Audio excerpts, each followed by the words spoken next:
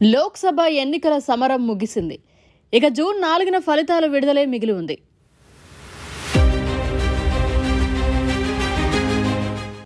శనివారం చివరి దశ ఎన్నికలు ముగియడంతో ఎగ్జిట్ పోల్స్ పై సర్వత్రా ఉత్కంఠ నెలకొంది. విడుదల చేయాలని మీడియా సంస్థలు ఎంతగా ఆరాటపడుతున్నాయో అంతకంటే ఎక్కువ ఉత్కంఠతో ప్రజలు ఎదురుచూశారు. దేశవ్యాప్తంగా పోల్ కోలాహలం ముగిసిన వెంటనే నిబంధనలకు అనుగుణంగా ఎగ్జిట్ పోల్స్ ఫలితాలను తెరపైకి తెచ్చింది. HN9 TV poll strat exit poll నిర్వహించిన సర్వేలో ఏపీలోని 25 లోక్సభ స్థానాల్లో వైసీపీ 13 స్థానాలు, టీడీపీ 9 సీట్లను గెలుచుకునే అవకాశం ఉందని తేలింది. దేశవ్యాప్తంగా బీజేపీ నేతృత్వంలోని ఎన్డీఏ కూటమి హవా కొనసాగుతుందని ప్రకటించింది. ఎన్నికల్లో పోలింగ్ వరకు ఒక ఎత్తు అయితే కౌంటింగ్ ఒక్కటే ఒక ఎత్తు. తాము పడిన కష్టం ఫలించిందా లేదా అన్నది తేలేది ఫలితాల రోజునే. దీనికోసం కళ్లల్లో ఒత్తులేసుకుని మరీ నిరీక్షిస్తుంటాయి పార్టీలు, వారి కార్యకర్తలు. సాధారణంగా పోలింగ్ ముగిసిన వెంటనే ఎగ్జిట్ పోల్స్ వస్తుంటాయి. కానీ చివరి విడత పోలింగ్ ముగిసేదాకా ఎగ్జిట్ పోల్ ఇవ్వరాదన్న ఈసీ నిబంధనతో అందరూ చివరి దశ పోలింగ్ ముగిసే వరకు ఉసూరుమంటూ నిరీక్షించారు. ఇక చివరి విడత కావటంతో అంతా ఎగ్జిట్ పోల్స్లో ఏమి తేలుతుందా అని ఆసక్తిగా ఎదురుచూశారు. ఎగ్జిట్ పోల్స్ ఎగ్జాక్ట్ రిజల్ట్ని ఇస్తాయా? ఎగ్జిట్ పోల్ ఎవరికి అనుకూలంగా ఉండనుంది? ఆయా రాష్ట్రాల్లో పరిస్థితి ఏంటి అనే విషయాలపై ఉత్కంఠ నెలకొనగా ఎగ్జిట్ పోల్స్ ఫలితాల కోసం కొంత క్లారిటీ ఇచ్చారు. అయితే ఎగ్జిట్ పోల్స్ అంచనాలు నిజమవుతాయా? గత అనుభవాలు ఏం చెబుతున్నాయి? ఇంతకీ ఎగ్జిట్ పోల్ అనేది ఎలా కొనసాగుతుంది తెలుసుకుందాం. పోలింగ్ బూత్లలో ఓటు వేసి వచ్చాక ఎగ్జిట్ పోల్ ప్రతినిధులు ఓటర్లకు కొన్ని ప్రశ్నలు సంధిస్తారు.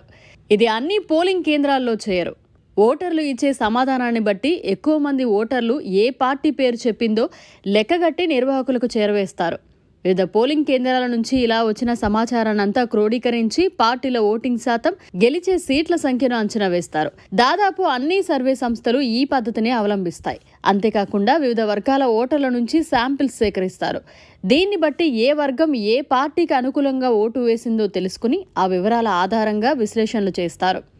అన్ని వర్గాల శాంపిల్స్ తీసుకోవడం వల్ల అందరి ఆలోచనలు ప్రతిబింబిస్తాయని సర్వే సంస్థలు భావిస్తాయి. కొన్ని సర్వే సంస్థలు ఎప్పటి నుంచో ఈ ప్రక్రియను నిర్వహిస్తూ తమ అథెంటిసిటీని, క్రెడిబిలిటీని కలిగి ఉంటాయి. వీటికి కూడా ప్రతి ఎన్నిక సవాల్ విసురుతూ ఉంటుంది. ఎందుకంటే వీరి సర్వేలో తేలిన దానికి భిన్నంగా ఫలితాలు వస్తుంటాయి కొన్నిసార్లు. C voter, axis my India, CNX లాంటి కొన్ని ఏజెన్సీలు భారత్లో ప్రధానంగా ఎగ్జిట్ పోల్స్ నిర్వహిస్తుంటాయి. ఎగ్జిట్ పోల్స్ను ఎవరు పడితే వారు ఎలా పడితే అలా నిర్వహించడానికి వీల్లేదు. దీనికి కొన్ని నియమ నిబంధనలున్నాయి. ప్రజా ప్రాతినిధ్య చట్టం 1951 ప్రకారం ఎగ్జిట్ పోల్స్ నిర్వహిస్తారు. వీటికి ఎన్నికల సంఘం కొన్ని రూల్స్ రూపొందించింది. ఎన్నికలను ఏ విధంగానూ ఇవి ప్రభావితం చేయరాదన్నది ఆ రూల్స్ సారాంశం.